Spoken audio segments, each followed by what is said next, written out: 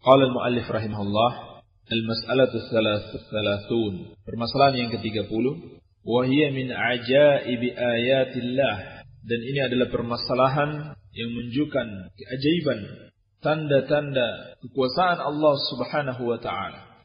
Annahum taraku wasiyatallahi bil ijtima', yaitu bahwasannya ahlul jahiliyah dari kalangan kaum musyrikin, al-yahudu wan nasara wa ghairuhum, mereka meninggalkan wasiat Allah Subhanahu wa taala untuk selalu bersatu. Mereka tinggalkan perintah Allah untuk selalu bersatu di dalam agama. Wartakabu ma naha anhu minal iftiraq.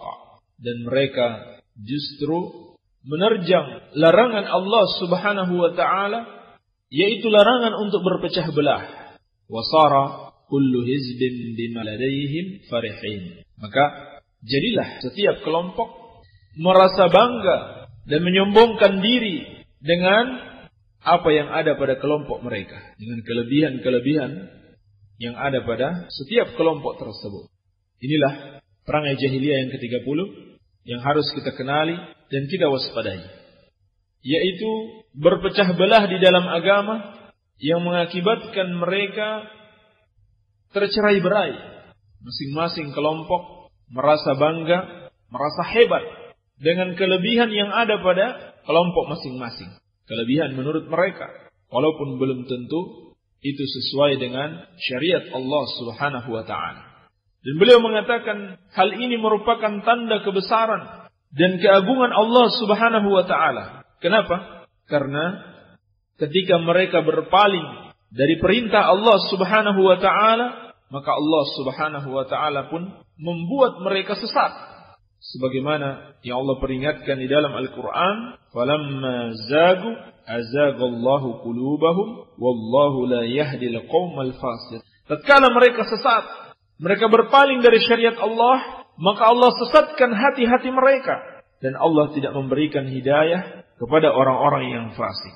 Ketika mereka berpaling dari persatuan, dari perintah Allah untuk bersatu, maka Allah jadikan mereka tercerai-berai.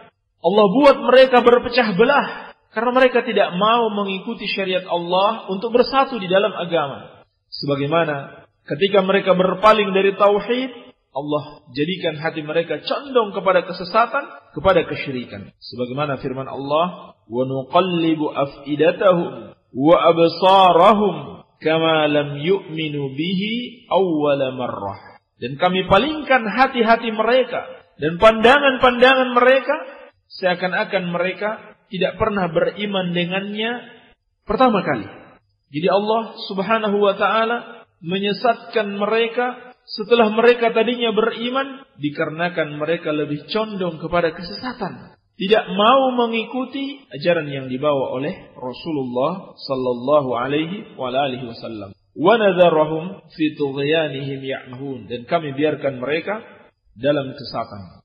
Ini akibat ketika seorang berpaling dari perintah Allah Subhanahu wa taala, maka Allah akan berikan hukuman berupa kesesatan. Ini hukuman yang sudah pasti diterima seseorang ketika sudah jelas baginya perintah Allah Subhanahu wa taala, tapi dia tidak mau mengamalkannya, maka Allah akan menyesatkan dia. Sebaliknya, orang yang berusaha mencari kebenaran, setiap kali dia mengetahui suatu kebenaran, setiap kali dia mengetahui satu ayat dalam Al-Quran atau satu sunnah Rasulullah sallallahu alaihi wasallam, dia berpegang teguh dengannya, maka Allah Subhanahu wa taala akan sentiasa memberikan hidayah kepadanya. Tetapi siapa yang berpaling dari ayat-ayat Allah, maka Allah Subhanahu wa taala akan menutupi hati mereka sehingga mereka semakin tersesat. Demikian pula, siapa yang berpaling dari perintah Allah untuk bersatu di dalam agama, maka Allah Subhanahu wa taala akan menghukum dia dengan berpecah belah, tercerai-berai dari saudara-saudaranya agama. Sebagaimana yang Allah Subhanahu wa taala timpakan kepada kaum musyrikin dahulu. Oleh karenanya Allah Subhanahu wa taala berfirman, di mana Allah perintahkan kepada seluruh nabi dan pengikut-pengikut mereka, syara'a lakum minad dini ma wassa bihi Nuha walladhi awhayna ilaik wa ma wassayna Ibrahima wa ma wassayna bihi Ibrahima wa Musa wa Isa an aqimud dina wa la tatafarraqu fihi. Allah telah mensyariatkan kepada kalian dari agama ini sebagaimana Allah wasiatkan kepada Nabi Nuh alaihi salam, dan kami telah wahyukan kepadamu wahai Muhammad sebagaimana kami wasiatkan kepada Ibrahim, Musa dan Isa, an aqimud dina wa la tatafarraqu fihi. Hendaklah kalian semuanya menegakkan agama dan jangan berpecah belah, jangan bercerai-berai di dalam agama. Surat Asy-Syura ayat ke-13. Jadi ini perintah Allah kepada seluruh umat, baik umat Nabi terdahulu maupun umat Muhammad sallallahu alaihi wasallam. Tetapi umat-umat terdahulu tidak mau menuruti syariat Allah, tidak mau menuruti perintah Allah untuk bersatu di dalam agama. Maka Allah Subhanahu wa taala menghukum mereka dengan tercerai-berai.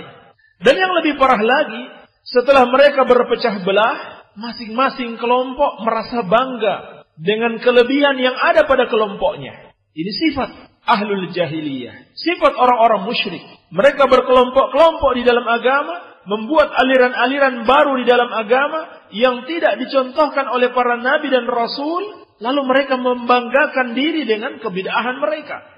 Sebagaimana yang Allah Subhanahu wa taala kabarkan dalam Al-Qur'an, "Wala takunu minal musyrikin." Janganlah kalian seperti orang-orang musyrik. Minalladzina farraqu dinahum, yaitu orang-orang yang memecah belah agama mereka. Wa kanu syi'an, lalu mereka menjadi bergolong-golongan. Kullu hizbin bima ladaihim farihun. Setiap golongan, setiap hizib merasa bangga dengan apa yang ada pada mereka. Surat Ar-Rum ayat ke-31 sampai ke-32. Allah mengabarkan tentang sifat orang-orang musyrikin, mereka selalu berpecah belah di dalam agama. Dengan apa mereka berpecah belah? Dengan ajaran-ajaran baru yang mereka ada-adakan. Sehingga setiap kelompok memiliki ajaran sendiri, lalu mereka saling berbangga dengan ajaran-ajaran tersebut. Maka inilah sifat ahlul jahiliyah yang harus kita waspadai. Namun sayang sekali, kebiasaan ahlul jahiliyah ini ternyata juga telah diadopsi oleh sebagian kaum muslimin. Mereka berpecah belah di dalam agama dengan memunculkan berbagai macam kebid'ahan, ajaran-ajaran baru yang tidak dicontohkan oleh Rasulullah sallallahu alaihi wasallam. Lalu pada akhirnya mereka menjadi bergolong-golongan. Ada golongan Syiah, ada golongan Khawarij, ada golongan Mu'tazilah, ada golongan Murji'ah dan seterusnya sampai menjadi 72 golongan sesat. Dan parahnya, setiap golongan merasa bangga dengan ajaran masing-masing. Setiap golongan merasa hebat. Ada golongan yang bisa berdakwah keliling-keliling dengan menyampaikan kesyirikan yang ada dalam kitab-kitab mereka. Mereka bangga dengan itu. Bahkan merendahkan para ulama. Katanya para ulama hanya diam saja, sedangkan mereka itu bergerak untuk berdakwah. Ada golongan yang merasa bangga karena wakil-wakil mereka bisa menang di dalam pemilu. Menganggap mereka golongan besar. Ada golongan yang merasa bangga karena selalu melakukan demonstrasi. Semua yang mereka lakukan adalah kebid'ahan. Sebab itu mereka merasa bangga. Kenapa? Karena tidak ada di dalam golongan yang lain. Kalau itu berdasarkan Al-Quran dan As-Sunnah, tentunya itu tidak akan menjadi ciri khusus suatu kelompok saja, tetapi akan menjadi ciri khusus kaum muslimin seluruhnya. Kalau mereka benar-benar mengikuti Al-Quran dan Sunnah Rasulullah sallallahu alaihi wasallam. Tapi karena mereka memiliki ajaran-ajaran yang baru, ajaran-ajaran bid'ah, sehingga ajaran tersebut menjadi ciri khusus yang ada dalam kelompok mereka, dan ini mereka banggakan. Persis seperti yang dilakukan orang-orang jahiliyah dahulu. Mereka berpecah belah di dalam agama dengan memunculkan ajaran-ajaran yang baru yang tidak diajarkan oleh para nabi dan rasul, lalu mereka saling berbangga dengan ajaran-ajaran yang diusung oleh setiap kelompok tersebut. Padahal Allah Subhanahu wa taala memerintahkan mereka dan memerintahkan kaum muslimin untuk bersatu di dalam agama. Bukan bersatu di atas kesesatan. Sebagaimana yang Allah ingatkan, wa'tasimu bihablillahi jami'an wa la tafarraqu. Dan berpegang teguhlah kalian semuanya dengan tali agama Allah dan jangan bercerai-berai. Allah perintahkan untuk berpegang teguh dengan tali Allah, bukan dengan selainnya, bukan dengan pendapat kelompok, bukan dengan organisasi, tetapi dengan tali Allah Subhanahu wa taala, yaitu Al-Qur'an dan sunnah Rasulullah sallallahu alaihi wasallam. Kemudian Allah mengingatkan kita bahwa persatuan itu adalah nikmat yang harus dijaga. Demikian pula persaudaraan antara kaum muslimin, yaitu persaudaraan di atas sunnah, adalah nikmat yang harus dijaga. Siapa yang memecah belah antara kaum muslimin, baik memecah belah dengan syubhat, dengan bid'ah-bid'ah, maupun dengan syahwat, dengan kemaksiatan, seperti dengan akhlak yang tercela dan menyakiti kaum muslimin, maka mereka adalah orang-orang yang tidak mensyukuri nikmat Allah Subhanahu wa taala. Karena persaudaraan dan persatuan adalah nikmat yang besar. Sebagaimana Allah ingatkan, "Wadhkuru ni'matallahi 'alaikum idh kuntum a'da'an fa'allafa baina qulubikum fa'asbahtum bi ni'matihi ikhwana." Dan ingatlah nikmat Allah atas kalian tatkala dulu kalian saling bermusuhan, lalu Allah Subhanahu wa taala menyatukan hati kalian, maka jadilah kalian dengan nikmat Allah Subhanahu wa taala tersebut ikhwanan, orang-orang yang bersaudara. Surat Ali Imran ayat ke-103. Jadi, ikhwani fid din, rahimani wa rahimakumullah, persatuan antara kaum muslimin, persatuan di atas manhaj yang hak, persatuan di atas sunnah Rasulullah sallallahu alaihi wasallam adalah nikmat yang Allah Subhanahu wa taala anugerahkan kepada mereka. Maka janganlah kita mengingkari nikmat Allah dengan membuat kaum muslimin tercerai-berai. Oleh karena itu kita harus tahu apa penyebab kaum muslimin terpecah belah di dalam agama, sehingga mereka saling berbangga dengan kelompok masing-masing. Sesungguhnya Allah Subhanahu wa taala telah mengabarkan penyebab perpecahan kaum muslimin adalah bid'ah dan syahwat, adalah kebid'ahan dan kemaksiatan yang terjadi di tengah-tengah mereka. Sebagaimana Allah telah ingatkan, wa anna hadha sirati mustaqiman fattabi'uh wa la tattabi'us subula fatafarraqa bikum an sabili dzalikum wasaqum bihi la'allakum tattaqun. Dalam surat Al-An'am, Allah Subhanahu wa taala telah mengingatkan dan bahwasannya inilah jalanku yang lurus. Ikutilah jalan itu. Wala tattabi'us subula, dan jangan kalian mengikuti jalan-jalan yang lain. Fatafarraqa bikum an sabili, yang akan menyebabkan kalian tercerai-berai dari jalan Allah Subhanahu wa taala. Al-Imam Mujahid rahimahullahu taala ketika beliau menjelaskan ayat ini, yaitu tentang as-subul, jalan-jalan lain selain dari jalan Allah Subhanahu wa taala yang menyebabkan kalian tercerai-berai dari jalan Allah, itu maksudnya adalah al-bid'ah wa syahwat. Bid'ah dan syahwat. Inilah penyebab perpecahan manusia. Inilah penyebab perpecahan kaum muslimin. Ketika sebagian kaum muslimin sudah memunculkan kebid'ahan, maka mereka tercerai-berai di dalam agama. Demikian pula mereka memunculkan kemaksiatan, apalagi bentuknya berupa kezaliman kepada saudaranya. Maka inilah yang menyebabkan mereka tercerai-berai dari jalan Allah Subhanahu wa taala. Dan Allah Subhanahu wa taala telah mengabarkan kepada nabinya sallallahu alaihi wasallam bahwa beliau tidak sedikit pun termasuk di dalam kelompok-kelompok yang tercerai-berai di dalam agama. Sebagaimana firman Allah, "Innal ladzina farraqu dinahum wa kanu syi'an lasta minhum fi syai'." Dalam surat Al-An'am ayat ke-159, sesungguhnya mereka yang memecah belah agama dan mereka menjadi bergolong-golongan, engkau, wahai Muhammad, tidak sedikit pun termasuk bagian dari mereka. Sebab ajaran Nabi sallallahu alaihi wasallam adalah ajaran yang dituntunkan Allah Subhanahu wa taala. Demikian pula para sahabat Rasulullah sallallahu alaihi wasallam hanya mengikuti ajaran yang beliau ajarkan kepada mereka. Mereka tidak membuat ajaran-ajaran baru di dalam agama. Mereka tidak mengadakan kebid'ahan.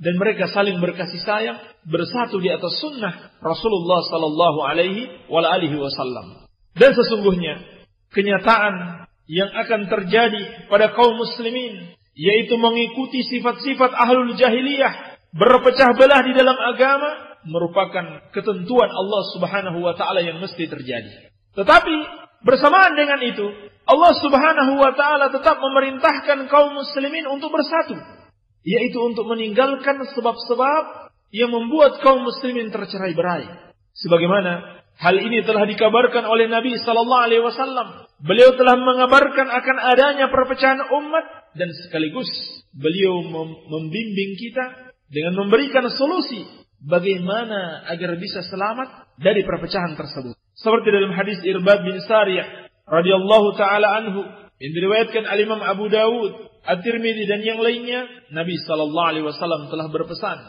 "Fa innahu man ya'ish minkum ba'di fasayara ikhtilafan katsira." Sesungguhnya siapapun di antara kalian yang hidup sepeninggalku, maka dia akan melihat perselisihan yang banyak.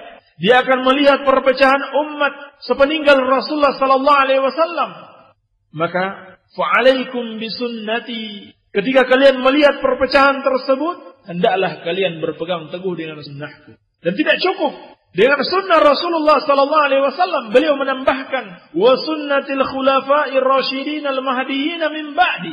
Demikian pula hendaklah kalian berpegang teguh dengan sunnahnya khulafa'ur rasyidin, yakni sunnahnya para sahabat radhiyallahu taala anhum ajma'in yang mereka telah mendapatkan hidayah. Tamassaku biha wa addu 'alaiha bin nawajid. Berpegang teguhlah dengannya dan gigit sunnah tersebut dengan gigi gerahan kalian. Demikianlah telah Nabi sallallahu alaihi wasallam kabarkan kepada kita akan adanya perpecahan umat, akan adanya orang yang memunculkan berbagai macam kebid'ahan di dalam agama yang tidak dicontohkan oleh Rasulullah sallallahu alaihi wasallam. Mereka inilah pemecah belah umat. Orang-orang yang mengajak kepada syirik, mengajak kepada bid'ah, mereka inilah yang memecah belah umat. Lalu Nabi sallallahu alaihi wasallam memberikan solusi kepada kita. Jangan mengikuti mereka. Jangan kalian turuti orang-orang yang mengajak kepada kesyirikan dan kebid'ahan, tetapi hendaklah kalian mengikuti sunnahku. Bukan mengikuti bid'ah, tapi sunnah yang diikuti. Meneladani Rasulullah sallallahu alaihi wasallam, jangan mengada-ngada di dalam agama. Demikian pula contohi para sahabat radhiyallahu taala anhum ajma'in. Ini yang akan menyelamatkan kalian. Oleh karena itu, ketika kita melihat kebid'ahan tersebar di masyarakat, maka wajib bagi kita untuk mengingatkan mereka untuk mengikuti sunnah agar umat bersatu kembali dan bukan sebaliknya. Sebagaimana sebagian orang-orang yang jahil menganggap ajakan kepada sunnah, ajakan kepada tauhid dan meninggalkan kesyirikan, ajakan kepada sunnah dan meninggalkan bid'ah, mereka anggap sebagai dakwah yang memecah belah umat. Karena menurut mereka, kalau kita mengajak kepada tauhid, manusia akan menjadi saling bermusuhan. Orang-orang yang tidak setuju, kebiasaan mereka datang di kuburan para wali songo untuk meminta kepada para wali tersebut, atau yang suka menyembelih dan dipersembahkan kepada syaitan, kepada jin-jin penunggu tempat tertentu, mereka akan marah kalau kesyirikan mereka diperingatkan, kalau perbuatan mereka dikatakan syirik. Demikian pula orang-orang yang melakukan kebid'ahan, terutama para pemimpin kebid'ahan, mereka akan tidak senang kalau kebid'ahan mereka diperingatkan, kalau amalan mereka disebut bid'ah yang sesat, padahal mereka menganggap itu bid'ah hasanah, maka mereka akan marah. Kalau begitu, umat akan tercerai-berai, akan berpecah belah. Ini anggapan mereka. Padahal adanya kesyirikan dan kebid'ahan yang mereka lakukan, itulah hakikat perpecahan di dalam agama. Jadi persatuan di dalam agama bukan sekedar kita kumpul bareng, berkasih sayang, bersaudara, tanpa saling mencela. Lalu setiap kita melakukan amalan-amalan yang tidak dicontohkan oleh Rasulullah sallallahu alaihi wasallam. Bukan persatuan seperti itu yang Allah inginkan. Tetapi yang Allah Subhanahu wa taala inginkan persatuan di atas tauhid dan sunnah. Sehingga orang-orang yang membuat kebid'ahan, apalagi sampai kesyirikan, walaupun mereka bersatu padu, walaupun mereka tidak pernah mencela yang lainnya, tetap mereka itu dinamakan orang-orang yang berpecah belah di dalam agama, bukan orang-orang yang bersatu di dalam agama. Oleh karenanya, ketika menjelaskan tentang makna al-jamaah, makna persatuan yang hakiki, maka Abdullah bin Mas'ud, sahabat yang mulia radhiyallahu taala anhu mengatakan, al-jama'atu ma wafaqal haqqa wa in kunta wahdak. Yang dimaksud dengan persatuan di dalam agama, yang dimaksud dengan al-jamaah, itu adalah engkau bersesuaian dengan kebenaran, engkau mengikuti al-haq, mengikuti Al-Quran dan As-Sunnah, meninggalkan kesyirikan dan kebid'ahan, wa in kunta wahdak, meskipun engkau seorang diri. Jadi ukuran persatuan Kaum muslimin sama sekali tidak dilihat pada mayoritas atau minoritas. Tapi dilihat sejauh mana kaum muslimin berpegang teguh dengan kebenaran. Inilah hakikat persatuan yang diinginkan Allah Subhanahu wa ta'ala. Maka tidak ada jalan lain bagi kita untuk selamat dari perpecahan dan tidak tergolongkan kepada pengikut-pengikut jahiliyah kecuali kembali kepada sunnah Rasulullah sallallahu alaihi wasallam dan para sahabatnya. Dan dengan tegas Nabi sallallahu alaihi wasallam telah mengingatkan kita, "Wasataftariqu ummati ala 73 firqah kulluha fin nari illa wahidah." Dan umatku akan berpecah belah menjadi 73 golongan, semuanya di neraka kecuali satu.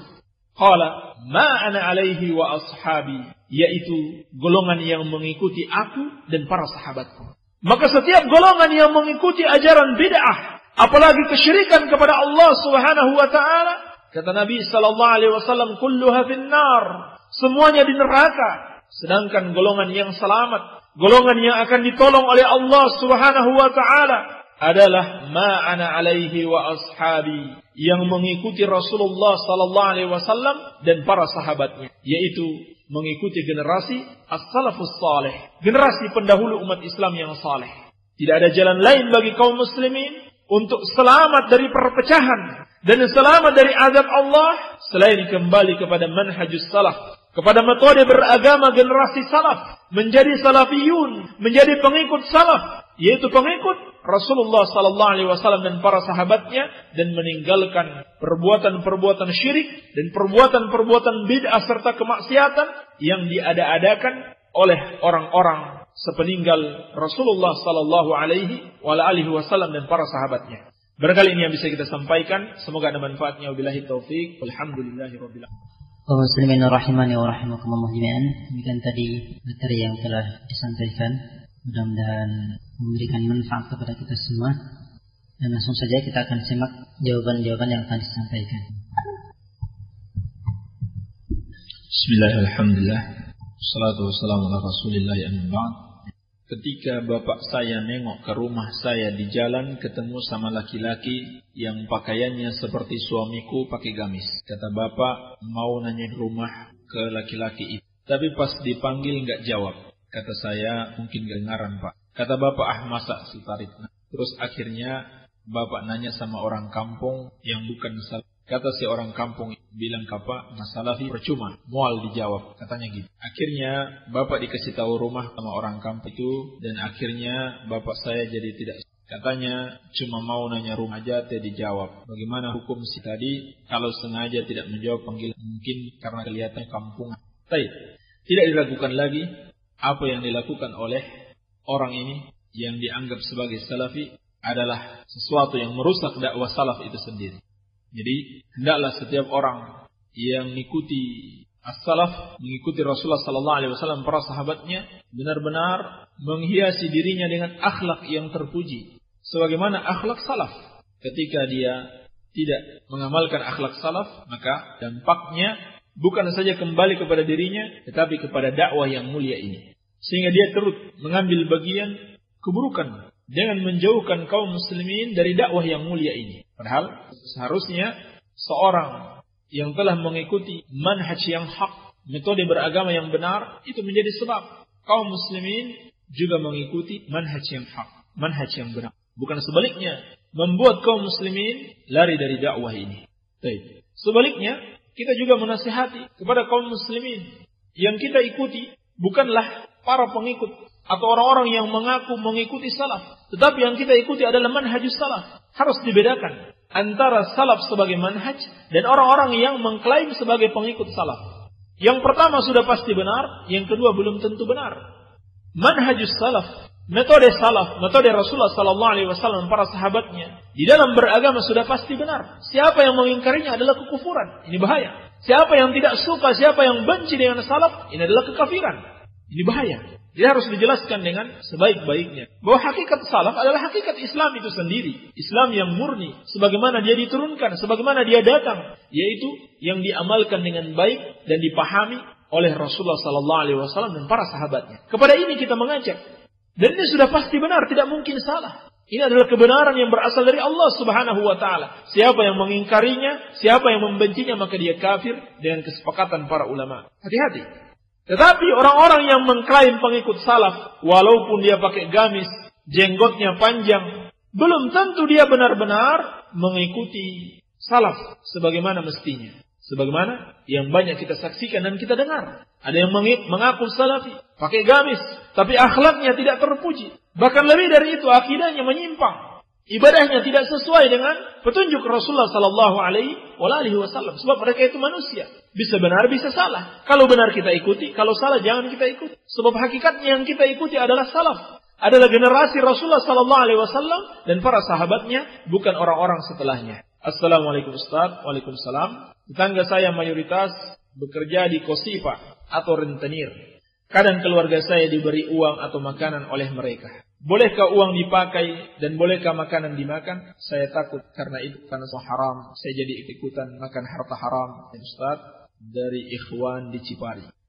Harta tersebut yang mereka dapatkan dari cara yang haram, kalau sudah berpindah tangan, maka orang yang diberikan harta tersebut itu sudah halal baginya. Sebab dia tidak ikut mengusahakannya. Terlebih lagi kita tidak bisa memastikan harta yang dia berikan kepada kita itu dari harta yang haram atau dari harta yang halal. Mana tahu dia punya usaha yang lain atau dia dapat rezeki dari pemberian orang yang bukan hasil kerjanya.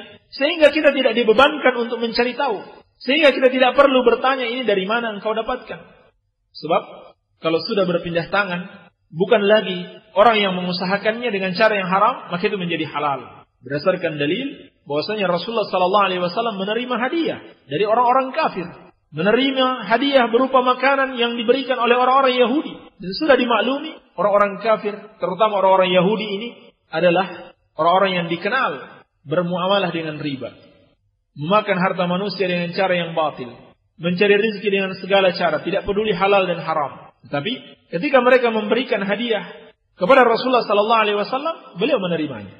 Sepanjang tentunya kita tidak ikut menyetujui dan tolong menolong di dalam usaha yang haram tersebut. Baik, orang-orang atau ustaz-ustaz N dan U mengatakan bahwa ustaz-ustaz salafi umurnya masih muda-muda, belum banyak pengalaman dalam beragama. Jadi wajar kalau sukanya membid'ahkan atau mensyirikkan. Apa benar bahwa kebenaran itu harus ditinjau dari segi umum? Sudah jelas, kebenaran itu berdasarkan Al-Quran was sunnah Rasulullah sallallahu alaihi wasallam. Sama sekali tidak ditinjau dari segi umur. Bahkan iblis itu adalah makhluk yang paling tua, melebihi seluruh manusia, bahkan melebihi Nabi Adam alaihi salam. Tetapi dia adalah makhluk yang paling sesat. Demikian pula para pembesar kaum, orang-orang yang dituakan, para pimpinan Quraisy dahulu menentang dakwah Rasulullah sallallahu alaihi wasallam, dan umumnya pengikut Rasulullah sallallahu alaihi wasallam adalah anak-anak muda. Ali bin Abi Thalib radhiyallahu anhu belasan tahun ketika mengikuti Rasulullah sallallahu alaihi wasallam. Umumnya para sahabat yang mengikuti beliau adalah anak-anak muda. Yang menolak justru orang-orang tua, para pembesar kaum, orang-orang yang dituakan, para tokoh masyarakat, orang-orang kaya, para pejabat, inilah yang menolak dakwah Rasulullah sallallahu alaihi wasallam. Jadi bukan sebagai ukuran dari segi umur. Tapi lihat, buktikan secara ilmiah kebenaran itu dengan Al-Quran was sunnah sesuai pemahaman salaf. Bukan ikut-ikutan kepada kiai atau kepada ustaz atau kepada siapapun juga, tapi buktikan secara ilmiah berdasarkan dalil. Mana dalilmu? Mana ayat Al-Quran? Mana hadis yang sahih? Apakah sesuai dengan pemahaman Rasulullah sallallahu alaihi wasallam dan para sahabatnya atau tidak? Mana bukti-bukti ilmiahnya? Ini yang seharusnya di dalam mengenal suatu kebenaran. Adapun mereka mengatakan suka membid'ahkan dan mensyirikan, itu sama saja mencela Al-Quran was sunnah. Sebab asal dari mensyirikan dan membid'ahkan itu dari Al-Quran dan sunnah. Coba baca berapa banyak ayat Allah Subhanahu wa taala mencerca kesyirikan dan mengancam dengan ancaman yang keras kepada para pelaku syirik. Demikian pula yang mengucapkan bahaya kebid'ahan adalah Rasulullah sallallahu alaihi wasallam. Jadi hakikatnya pengikut salaf atau salafi hanya menyampaikan apa yang berdasarkan Al-Quran wa sunnatu Rasulillah sallallahu alaihi wasallam. Siapa yang mencela kesyirikan atau mencela Orang-orang yang memperingatkan kesyirikan dan memperingatkan kebid'ahan itu sama saja dia mencela Al-Quran dan As-Sunnah, sebab celaan dan peringatan keras terhadap kesyirikan dan kebid'ahan itu berasal dari Al-Quran wa sunnatu Rasulillah sallallahu alaihi wasallam. Allah telah peringatkan misalkan, innahu may yusyrik billah faqad harramallahu alaihi al-jannah wa ma'wahu an-nar wa ma lidh-dhalimin min ansar. Sesungguhnya barang siapa yang menyekutukan Allah, tempatnya adalah neraka. Dia tidak akan masuk surga, Allah haramkan surga atasnya. Dan tidak ada satupun yang mampu menolong orang-orang yang zalim tersebut. Nabi SAW telah memperingatkan, iyyakum wa muhdatsatil umur. Hati-hati kalian dengan perkara baru di dalam agama. Fa inna kulla muhdatsatin bid'ah. Karena setiap yang baru dalam agama adalah bid'ah. Wa kulla bid'atin dhalalah. Dan setiap bid'ah itu sesat. Wa kulla dhalalatin finnar. Dan setiap yang sesat tempatnya di neraka. Lalu ada orang yang lancang mengatakan, jangan kamu saling membid'ahkan. Padahal dia hanya menyampaikan hadis Rasulullah sallallahu alaihi wasallam. Maka secara tidak langsung dia mencerca Rasulullah sallallahu alaihi wasallam. Jadi jangan mengikuti orang-orang yang masih terus berusaha mempertahankan kesyirikan dan kebid'ahan mereka. Lalu mereka mencari alasan-alasan. Di antaranya karena yang menyampaikannya masih mudah.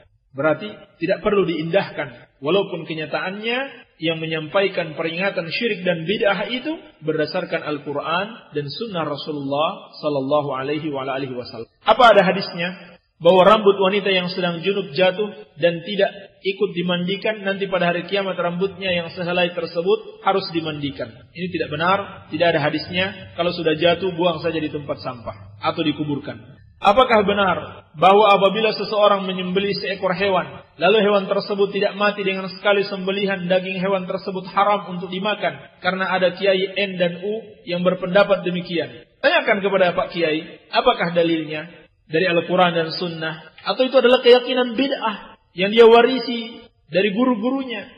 Tanyakan kepadanya. Sepanjang yang kami tahu tidak ada dalilnya. Kalau tidak mati dengan sekali sembelihan, maka disembelih lagi sampai benar-benar dia mati.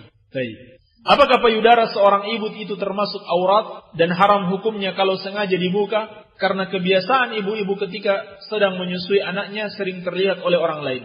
Tidak diragukan lagi, payudara itu baik seorang ibu yang menyusui ataupun tidak adalah termasuk aurat. Dan ini disepakati oleh seluruh ulama. Dan ini termasuk kebiasaan buruk sebagian ibu-ibu menyusui anaknya di tempat terbuka atau di tempat umum sehingga bisa dilihat oleh semua orang.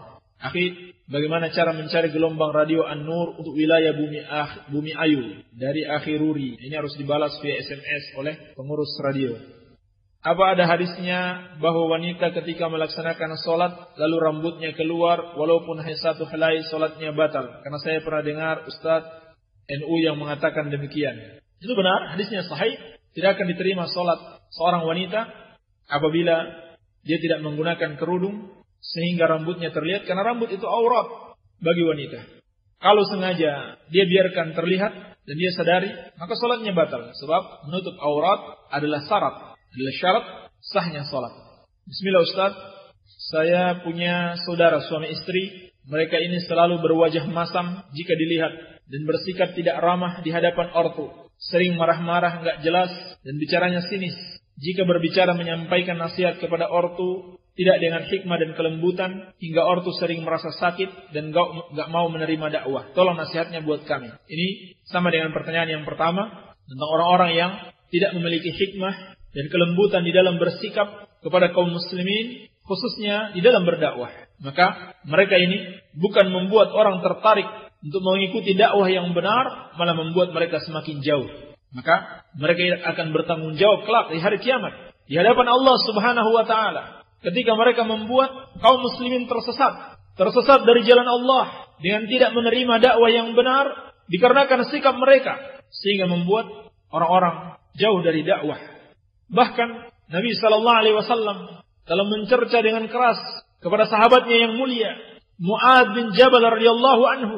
Padahal yang beliau lakukan sebenarnya hanyalah sebuah ibadah kepada Allah Subhanahu wa taala. Namun salah penempatannya ketika beliau mengimami kaumnya dengan memanjangkan bacaannya, sehingga ada seorang pemuda yang memiliki urusan dia kemudian memisahkan diri dari jamaah salat yang dipimpin oleh Mu'adz bin Jabal radhiyallahu taala anhu, dan dia melaporkan kepada Rasulullah sallallahu alaihi wasallam apa yang dilakukan oleh Mu'adz. Apakah Mu'adz melakukan kejahatan atau dia melakukan suatu hal yang menyakiti kaum muslimin dengan kata-kata yang keras atau sikap yang tidak baik kepada mereka? Dia hanya berimam, dia hanya memimpin mereka menjadi imam, namun salatnya dipanjangkan dalam keadaan mereka tidak mampu mengikutinya. Maka apa yang dikatakan Rasulullah sallallahu alaihi wasallam kepadanya? Afattanun anta ya Mu'adz? Apakah kamu penyebab fitnah wahai Mu'adz? Dicelaan yang keras.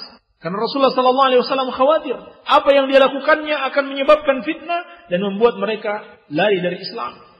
Oleh karenanya, ketika Rasulullah sallallahu alaihi wasallam mengutus Mu'adz bin Jabal dan Abu Musa al-Asy'ari radhiyallahu taala anhuma ke negeri Yaman untuk berdakwah, maka Nabi sallallahu alaihi wasallam berpesan kepada mereka, yassira wala tu'assira wa basyira wala tunaffira. Permudahlah urusan mereka kaum muslimin, dan jangan kalian persulit mereka. Berilah kabar gembira kepada mereka, ajak mereka kepada kebenaran dengan hikmah. Wala tunaffira, dan jangan kalian membuat mereka lari dari agama yang mulia ini. Maka hendaklah seorang yang mendakwahkan kebenaran harus bersikap dengan sikap yang hikmah, dengan penuh kelembutan, agar dakwahnya diterima, bukan malah membuat orang jauh dari dakwah ini. ASWR, Ustaz, apa itu istilah Islam liberal dan apa Ahlus Sunnah wal Jamaah yang sesungguhnya? Dari Rino Patimuan Cilacap. Islam liberal, sesuai dengan namanya, liberal, yang artinya bebas, adalah ajaran syaitan, yaitu memahami setiap ajaran Islam dengan sebebas-bebasnya. Tidak perlu terikat dengan pemahaman Rasulullah sallallahu alaihi wasallam dan para sahabatnya, tetapi bebas. Siapa saja mau menafsirkan ajaran Islam sesuai keinginannya, maka silahkan, walaupun bertentangan dengan Al-Quran dan Sunnah Rasulullah sallallahu alaihi wasallam. Sehingga muncul dari kelompok Islam liberal ini berbagai macam penyimpangan. Di antaranya mereka mengatakan semua agama itu sama, seperti yang dikatakan oleh Nur Khalis Majid, salah seorang tokoh Islam liberal. Menurutnya semua agama itu sama karena semuanya mengajarkan kebaikan dan semuanya akan masuk surga. Mengingkari Al-Quran dan Sunnah Rasulullah sallallahu alaihi wasallam yang dengan tegas mengatakan, Inna dina indallahil Islam. Agama yang diridai di sisi Allah hanyalah Islam. Wa may yabtaghi ghairal Islami dinan fala yuqbala min wa huwa fil akhirati minal khasirin. Demikian pula tokoh mereka yang bernama Ulil Absar Abdallah, tokoh Islam liberal dan juga tokoh NU. Dia juga memiliki pemahaman seperti ini. Menurutnya agama itu semua sama, dikarenakan metode liberal yang mereka gunakan di dalam memahami Islam. Demikian pula mereka membolehkan pernikahan seorang wanita muslimah dengan orang-orang kafir. Dan perlu kita waspadai, tokoh-tokoh liberal ini sekarang banyak bertebaran dalam lembaga yang bernama Universitas Islam Negeri atau UIN atau IAIN, Institut Agama Islam Negeri, maupun yang swasta. Mereka ini sekarang yang kebanyakan menjadi dosen-dosen, pengajar-pengajar, demikian pula banyak mahasiswanya.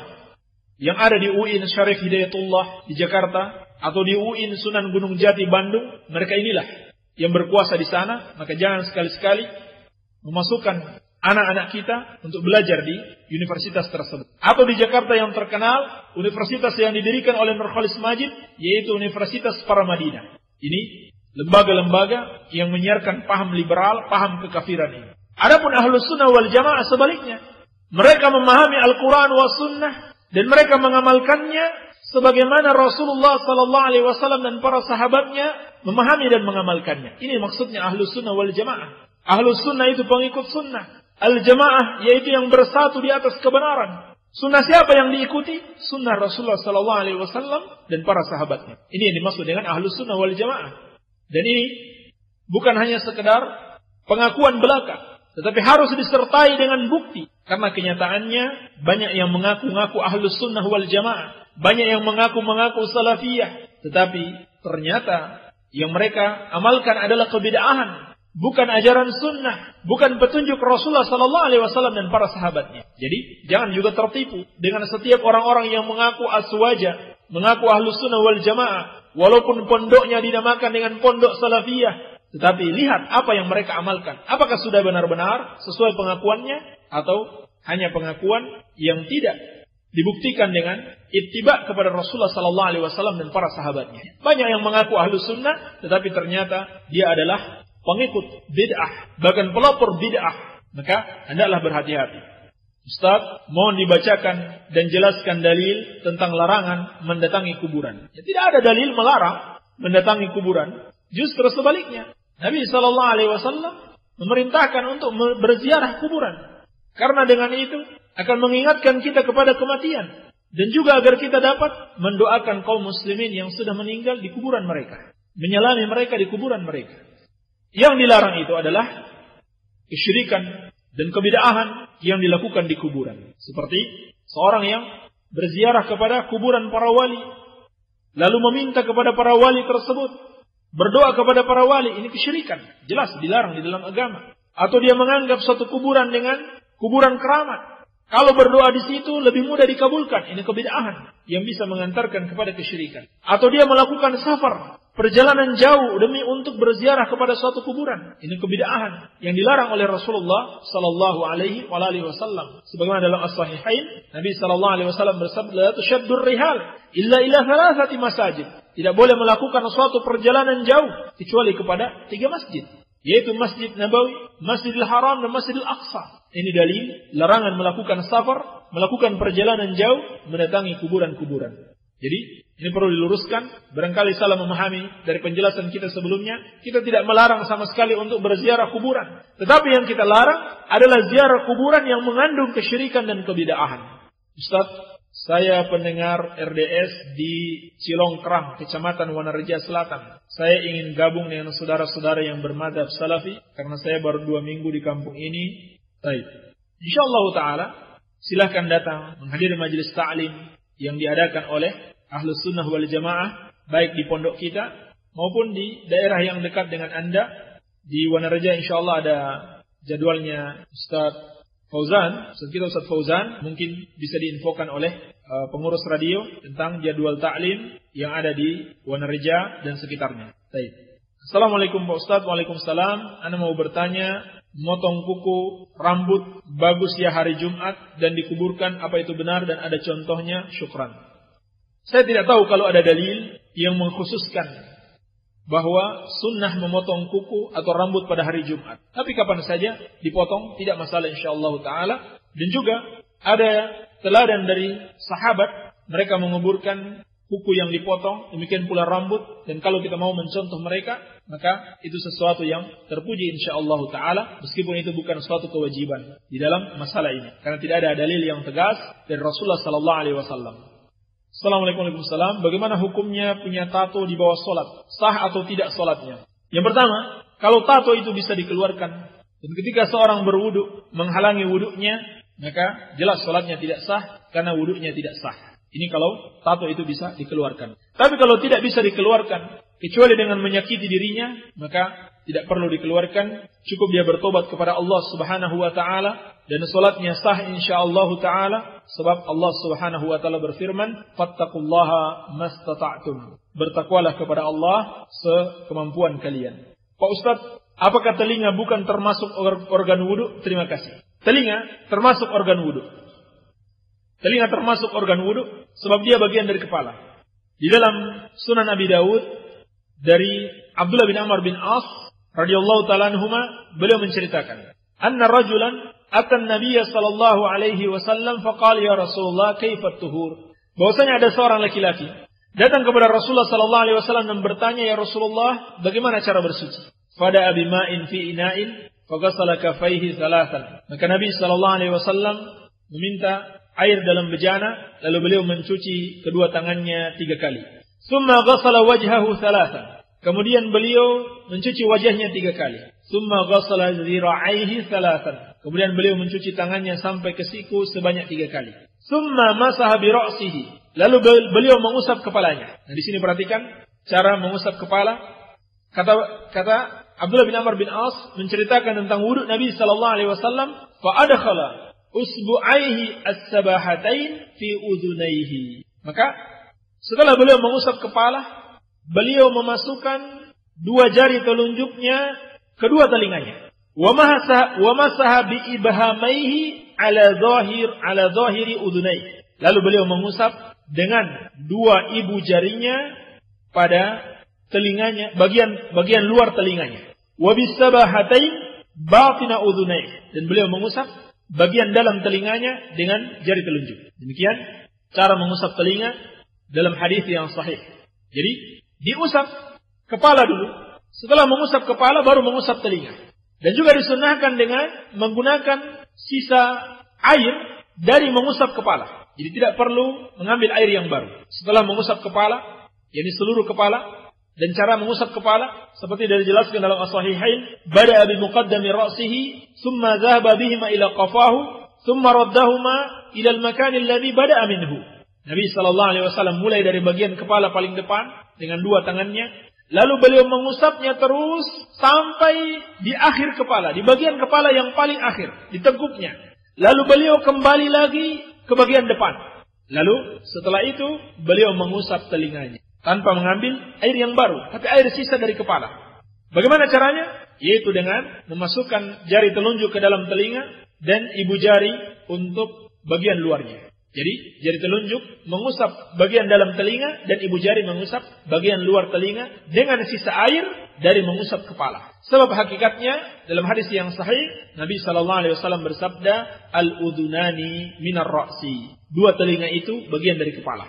Baik, summa ghassala rijlaihi salatan. Lalu Nabi sallallahu alaihi wasallam mencuci dua kakinya tiga kali. Summa qala, kemudian beliau bersabda, hakadzal wudu. Inilah wudu yang disyariatkan. Faman zada ala hadza aw naqasa faqad asaa wa zalama. Barang siapa yang menambah dari wudu ini, menambah cara-cara baru di dalam berwudu yang tidak dicontohkan oleh Rasulullah sallallahu alaihi wasallam, maka dia menguranginya, maka dia telah berbuat keburukan dan kezaliman. Ini juga termasuk hadis yang melarang kebid'ahan.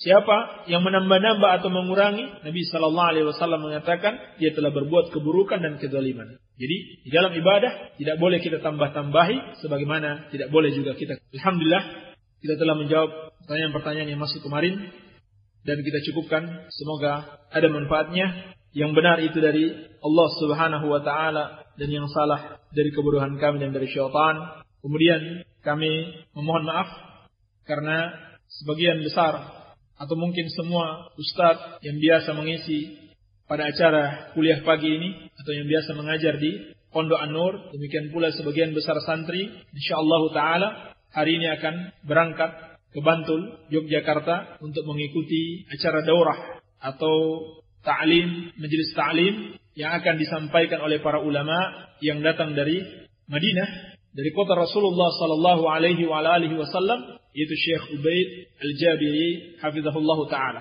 Sebagaimana telah diketahui, beliau adalah seorang ulama senior di kota Madinah dan beliau adalah seorang yang buta karena sudah tua, tetapi alhamdulillah Allah Subhanahu wa taala memberikan taufik kepada beliau untuk berkunjung ke negeri kita ini dalam rangka bersilaturahmi dengan kaum muslimin dan memberikan nasihat-nasihat beliau.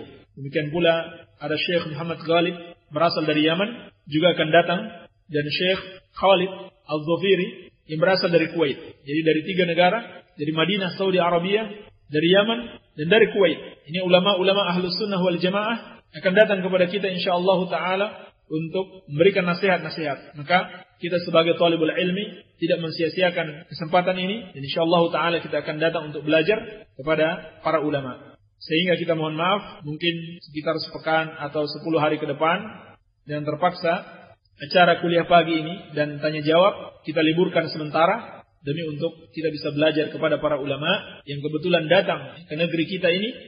Tetapi para pendengar radio dakwah salafiyah tetap bisa mendengarkan radio, mungkin akan diputar siaran ulang atau rekaman kajian-kajian dari para ustadz kita di seluruh Indonesia, dan insyaallah taala tetap akan ada yang menjaga radio kita ini supaya tetap siaran dan kaum muslimin bisa tetap mengambil manfaatnya walaupun tidak ada tanya jawab secara langsung. Barangkali ini yang bisa kita sampaikan, semoga ada manfaatnya.